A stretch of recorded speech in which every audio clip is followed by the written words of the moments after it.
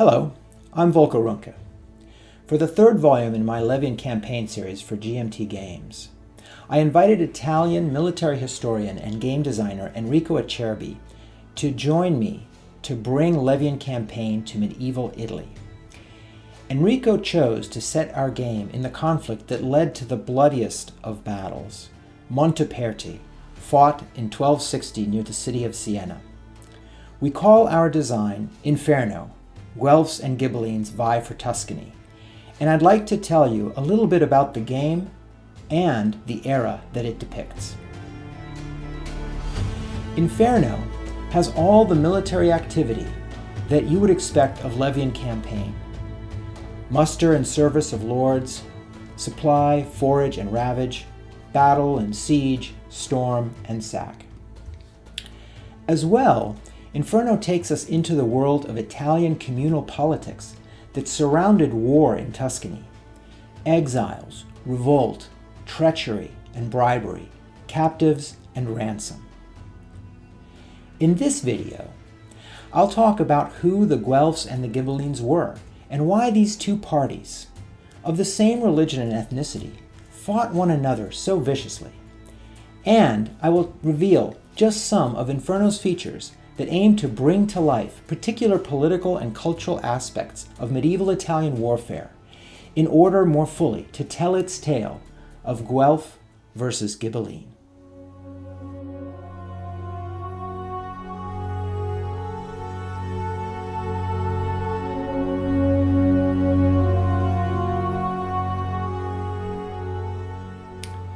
Northern Italy in the 13th century occupied a leading edge in economic development. It had seen a new rise of its cities through trades such as cloth-making and finance. Florentines, for example, profited richly as bankers to the Pope. Commercial and therefore military power was shifting from rural feudal lords to towns and cities who had the wherewithal to secure themselves behind stout walls manned by well-drilled and well-equipped citizens.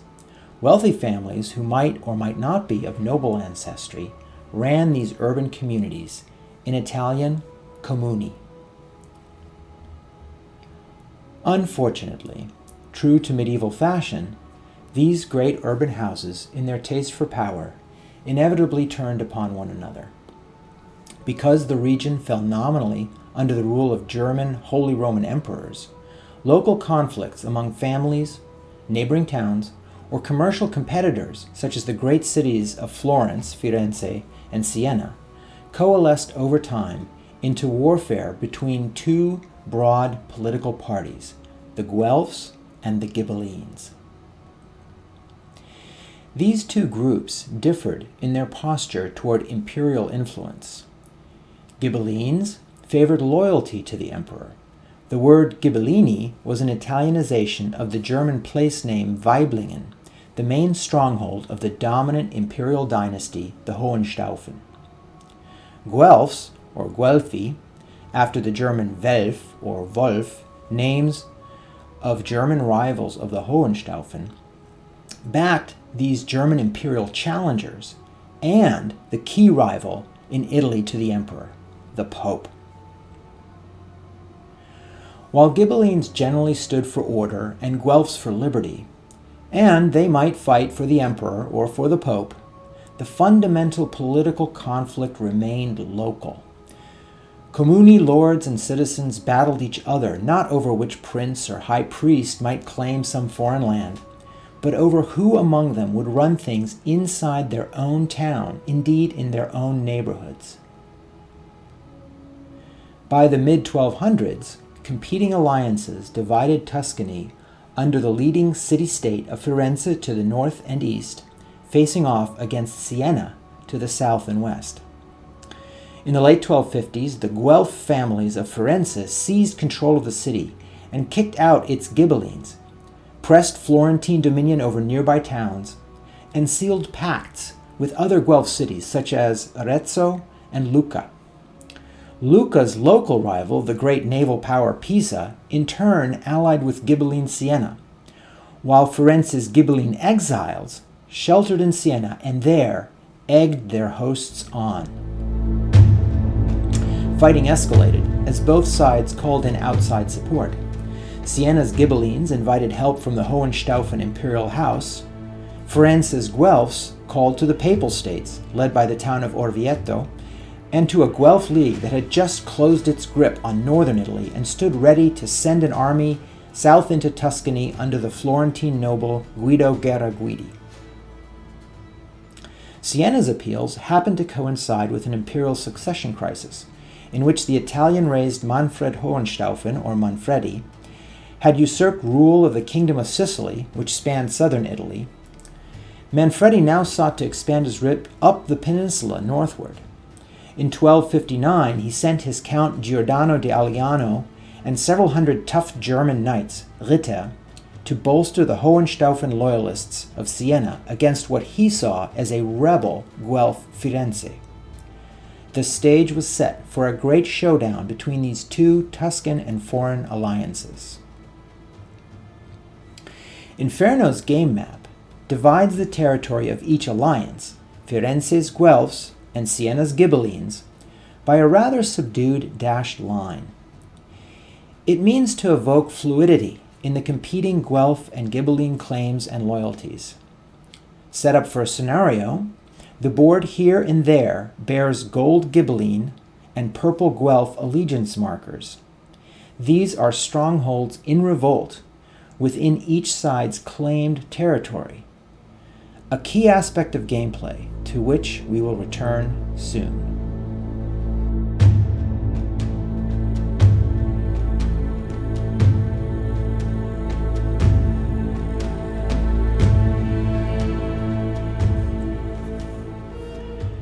As we saw, military power in medieval Tuscany emanated increasingly from within its cities as much as from traditional lords out on the land. The nature of these urban armies calls in Inferno for some new Levy campaign mechanics. Inferno features a new type of lord called a podestà, meaning a mayor or magistrate. Tuscan cities commonly appointed such a podestà, often an outsider so as not to favor any of the city's particular notables, to administer the city's affairs, including war. 6 of the game's 12 lords represent such urban magistrates with the following special attributes. First, a podestà lord never permanently disbands. A city could always appoint a new mayor. Instead, in reaction to any military misfortune that might remove a podestà's army, a city-state suffers greater revolt and treachery penalties than do feudal lords in the game. More later on how that works. Second, it costs twice the usual coin to extend a podestà's service, because a well-to-do city's muster for war interrupts especially lucrative commerce. At the same time, taxing a rich city likewise yields twice the usual coin in the game. Third, podestà lords possess a main seat at their city, along with other seats, with special implications for muster of the city's urban army. Let me illustrate the urban army rules. Here, Firenze's army is besieging Pisa.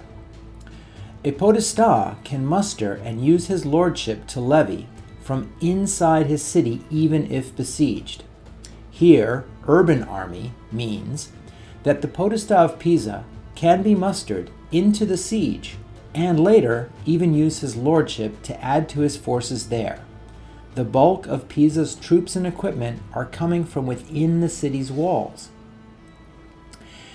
If the city is under attack, a podestà is always ready to muster, regardless of where his cylinder is on the calendar.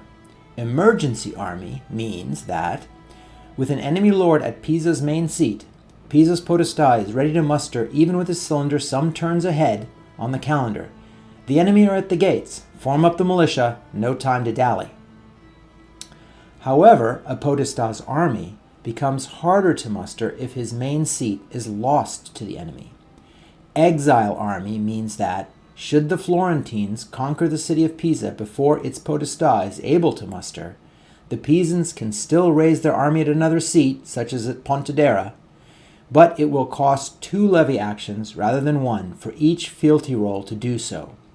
Exiles from Pisa can gather at a safe stronghold, but not as readily as at home. As we saw, the powerful rival city-states of Firenze and Siena led the Guelph and Ghibelline alliances, respectively.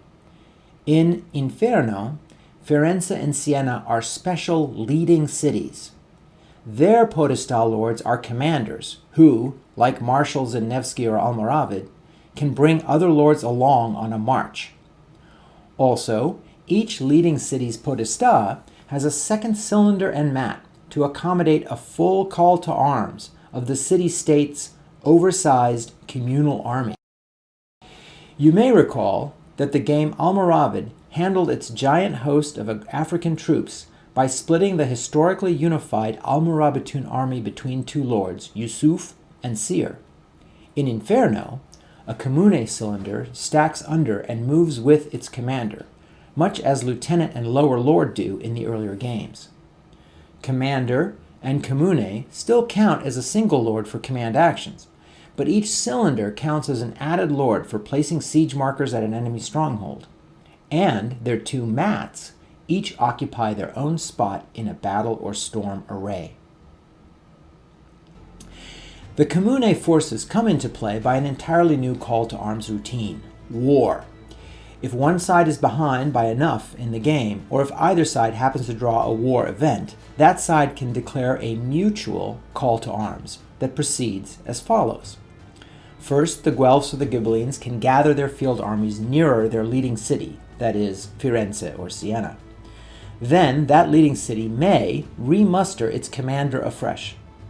Next, if inside the city, the commander can muster its extra Comune mat with its forces, a war chest of coin, and a baggage train of carts.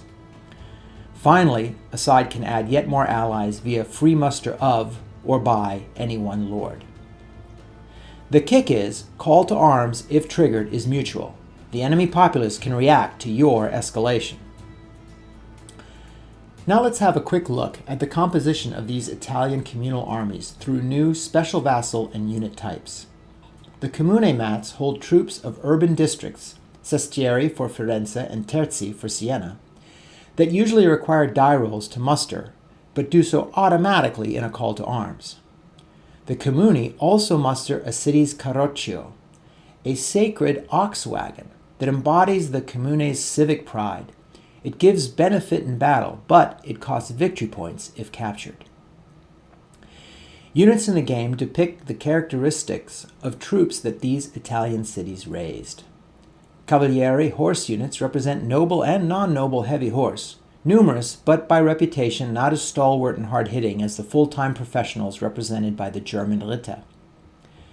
Similarly numerous Armigeri, foot, are not quite the professional soldiers of our more familiar men-at-arms, but drilled and well-equipped they can better stand against a charge than the hastily formed and unarmored militia we have come to know. The Vilici foot units joining the Comune represent urban laborers and are akin to serfs of earlier games. Barravieri horse are a type of constable, known mainly for their eagerness for loot.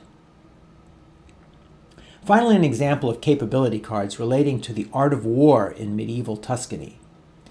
Comuni organized specialist teams of shieldmen and spearmen to protect their crossbowmen from enemy horse and missiles while reloading. In the game, Armigeri, equipped with large Pavese shields, Palvesari, become very tough indeed, and Balistrieri crossbowmen teamed with them are deadly accurate. But as each lord can only receive the usual 2 This Lord capability cards, it will take dedicated levying to knit Palvesari and Balistrieri together for combat.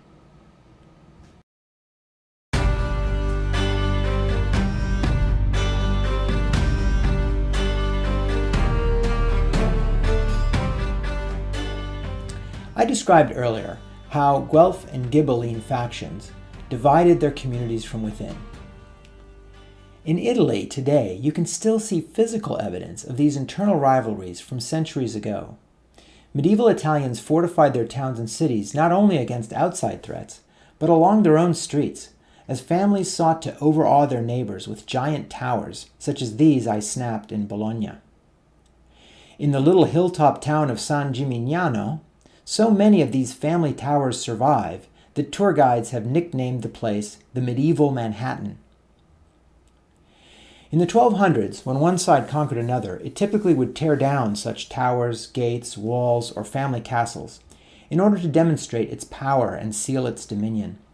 In Inferno, when you sack a stronghold, you ruin it rather than conquering it, awarding just one half a victory point against the side who owns the surrounding territory and eliminating the stronghold until rebuilt. An even more important facet of Guelph-on-Ghibelline conflict resulting from the two factions' coexistence within the walls of a single town or city is that any given stronghold might change allegiance politically, from Guelph to Ghibelline and then back again, as one or the other internal faction seized control, or as its leaders decide to switch sides, either to revolt against its leading city or alternatively to recognize that city's overlordship. In these years, Tuscan towns of oscillating political loyalty became bones of contention that lured Guelphs and Ghibellines into major military campaigns. When the town of Cortona revolted against the Guelph city of Arezzo in 1259, it drew a swift and brutal military response. Prolonged resistance to Ghibelline Siena from its hinterland towns of Montalcino and Montepulciano became a casus belli for Sienese and Florentine campaigns that climaxed tragically at Monteperti in 1260. In Inferno, Guelph and Ghibelline 1VP allegiance markers replace Levy Campaign's conquered markers to show which strongholds on either side of the line are in rebellion. Here we see Volterra, within ostensibly Ghibelline territory, in revolt against Sienese domination, and likewise Poggio Bonizio in revolt against Firenze. The only difference between Guelph and Ghibelline markers and the old conquered VP markers is that, in this game, you will place or remove allegiance not only by surrender, but often by revolt. The movements of armies, especially their victories and defeats on the walls or on the battlefield, would ripple politically and could convince a town over here to revolt against its overlords, or rebels over there to give up and submit. A range of such occurrences in gameplay, conquest of a stronghold, removal of a lord, failure to pay captives ransom, and certain arts of war events, can induce a stronghold to revolt, to flip its allegiance one way or the other. A dedicated aid sheet summarizes how to check for such revolt. For any trigger of revolt, 2 dice on a random strongholds table, which accounts for localities' historical tendencies, combines with positioning on the map of each side's lords and of existing revolts to determine whether and where rebellion might spread. And there's a more deliberate and directed way that players can sponsor revolt in the game: treachery. Each lord has a single treachery command card. When it comes up on campaign, if that lord is at or adjacent to a valid revolt target, an enemy stronghold without any of the lords on its side nearby, he can roll for that stronghold to come over to his side, paying some coin if it agrees to do so. As you might imagine, treachery cards can be powerful. Historically, they represent opportunities obtained through triumphs, diplomacy, or special relationships. So, unlike regular command action cards in the game, players must earn treachery cards to add to their decks. They do so in a similar way as they might receive the more random revolt table rolls, and sometimes have the choice of one or the other, a random roll or a treachery card. Once committed to a campaign, a treachery card will go back out of the deck afterward, so players must plan campaigns and maneuver lords deftly to get the most out of their treachery. Enrico reasoned that if Guelphs or Ghibellines could induce a stronghold to rebel, they similarly could bribe contingents of forces, vassals in the game, to become turncoats as well. The second use of treachery cards, then, is to steal vassal forces away from your opponent, either an unmustered vassal with treachery from nearby the vassal's seat, or a mustered vassal from nearby that enemy lord's cylinder, snatching his forces right off his mat. As with revolt by treachery, successful use of bribes calls for adroit positioning, timing, and coin.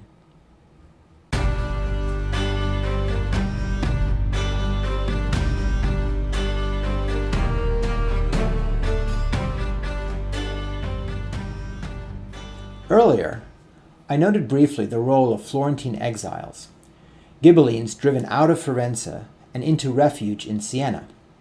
One such Florentine Ghibelline exile, Farinata degli Uberti, played such a large role in fomenting conflict between the alliances that Dante Alighieri, a Florentine Guelph who lived not long after these events, in his epic poem Inferno, assigned Farinata a special place in hell, as well as a lengthy imagined discourse with Dante as its visitor. Similarly, Guelph Arezzo exiled its bishop, who likewise ended up fighting for Siena, and, after Arezzo in 1259 crushed rebel Cortona, refugees from that town also fled to Siena. In the game, these exiles show up as vassals who can muster under various Ghibelline lords. Another wily insider, Bocca degli Abati, betrayed Firenze's Guelphs by hiding his true allegiance until the critical moment on the day of battle at Monteperti. Bocca, in Firenze's army, suddenly raised his sword and cut off the Florentine standard-bearer's arm, then led his contingent on an attack from within the Guelph lines that helped break them. Bocca, too, earned himself an eerie scene in Dante's Inferno, conversing with the visitor to hell on the plain of a frozen lake, frostbitten and locked up to his chin in ice for eternity. These exiles and turncoats not only fought on the battlefield, they fueled escalation of the conflict across Tuscany. When one or the other side took over a stronghold, it often would throw out the leading citizens of the other side, who would go forth to find outside backing to return themselves to power. The same happened after Siena at Monteperti in 1260 won its smashing victory. Firenze fell to the Ghibellines, but her Guelphs ran to Lucca and Arezzo, and the war dragged on into 1261. The game, in order to capture this historical dynamic, includes an exile's consolation prize for any side that loses a stronghold to revolt. That side gets to hasten the readiness or extend the service of its lords by a number of turns totaling the value of the stronghold that it lost, 1, 2, or 3. A final common characteristic of medieval warfare that Enrico and I thought deserved more explicit treatment in Inferno was the ransom of well-to-do captives. After Monteperti, to give one major example, the Ghibellines collected tens of thousands of gold florins in ransoms from all the lords, knights, and prominent Guelph citizens they had captured on the field. The affair gave rise to the tale of Usilia, a woman of Siena who had accompanied the army as a food vendor and, after the battle, endeavored to collect up 36 Guelph prisoners and lead them tied like geese to herself collect on their ransoms. You can spot Usilia and a few of her captives in the game's cover painting, an original painting by game artist Matthew Wallhead. In the game, units of knights, Italian cavalieri or German Ritter, after a sack of a garrison or after a battle, can become captives held in a box on the game board. At the end of each campaign, players must either ransom these captives back by paying coin to the opposing player's lords, or, if the captives are left to languish, suffer treachery or revolt penalties. So that's a quick take on politics in 13th century Tuscany, and how the game Inferno, from Enrico Acerbi and me, seeks to recreate Guelph versus Ghibelline politics as environment for medieval military operations. Next up, Levy Campaign Series Volume 4 will take us to very different political dynamics, Lancastrians versus Yorkists, in designer Francisco Gradaige's Plantagenet, Cousins' War for England. Until then, I'm Volko Ruhnke. Please enjoy the games.